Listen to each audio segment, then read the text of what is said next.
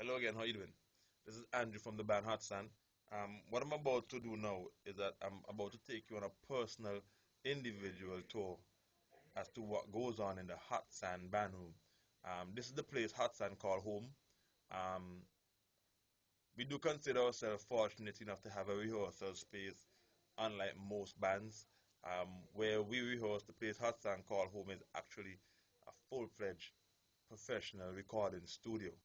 Um, this is the live room of the studio, and um, it works that we are based here.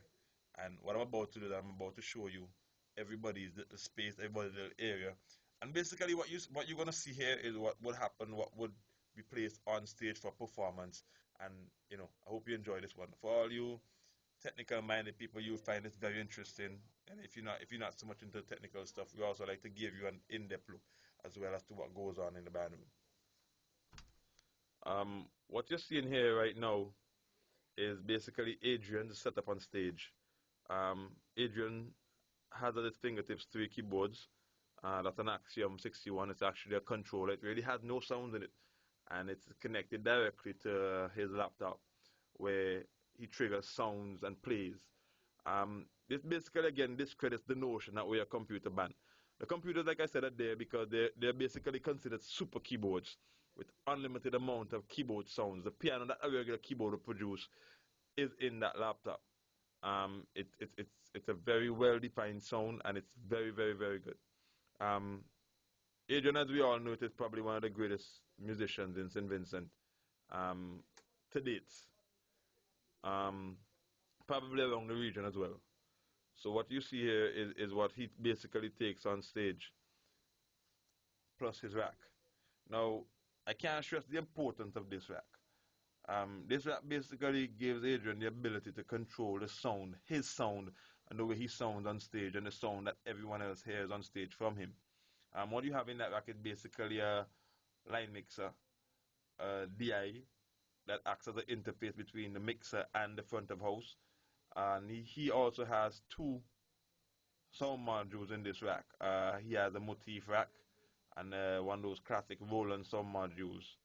Um, Adrian combines a lot of sounds, and that gives him the fullness and the definition that he would like.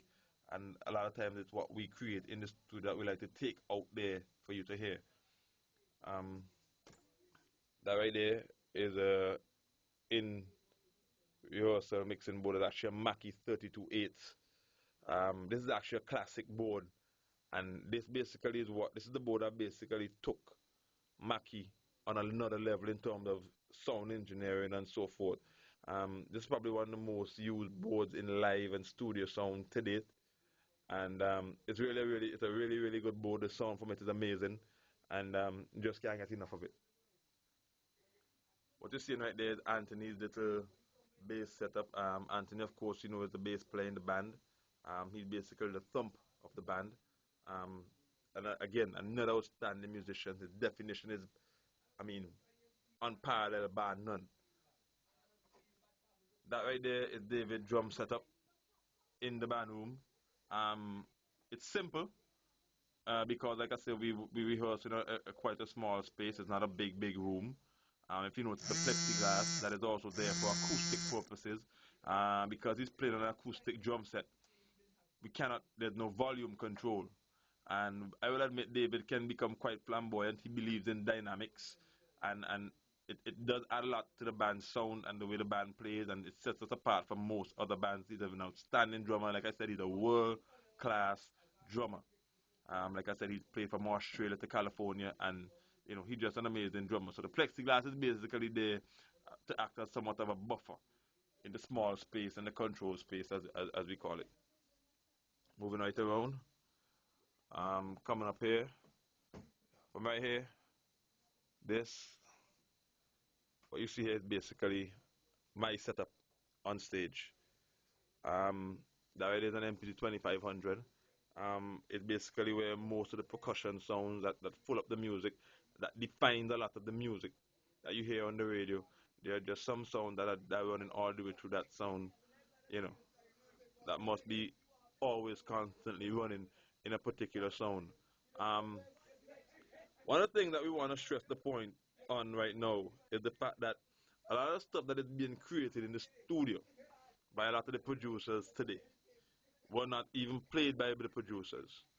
A lot of sampling takes place in the studio. A lot of chopping, moving around stuff, you know, and so on and so forth. For example, you'd have sound with some really crazy violin orchestrations in them. Those parts were played by professional violinists and sampled and chopped and moved around. Um, the task of recreating that as a keyboard player becomes practically impossible. And the fact that we don't have a world class violinist at our fingertips, we basically do the same thing that they do in the studio, but we do it in this little machine right here.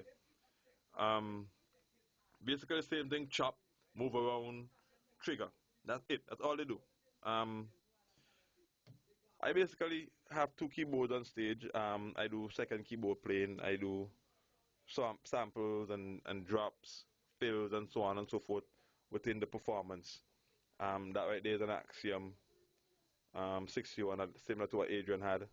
And below that, I have a Roland XP30 that basically I don't take any sounds from. It's just a controller.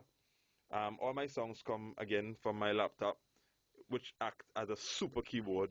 It's like a sound module slash keyboard slash everything in one. Um, I myself also have a rack, um, which basically is similar to Adrian minus the modules. Um, Mine is more technologically geared towards what I want it to do, in the fact that it basically feeds directly from my computer. I also have the opportunity to mix myself on stage, to give myself the sound that I want on stage, to hear myself clearly. I also want a line from the other musicians from the mixing board on stage. I can also hear that I myself, again, like I say, Adrian, myself, and David, we are both in our monitors on stage. That way we can control our sound and hear what we want to hear clearly, just isolated in our ear. Um, like I said, this was just a little, I hope I didn't get too technical with everybody, but this was just a little guided tour of basically each individual setup. As time goes by, we're going to do more. Um, we want to have an opportunity to show you how, how technology has enabled us to become a better sounding band and to recreate on stage a lot of the stuff that goes on in the studio. Um, so stay tuned to Facebook, stay tuned to YouTube. There'll be more to come. Again, like I said, I'm Andrew from the band Hottsand. It's been a pleasure, giving you a behind the scene look of what goes on in the band room. Peace.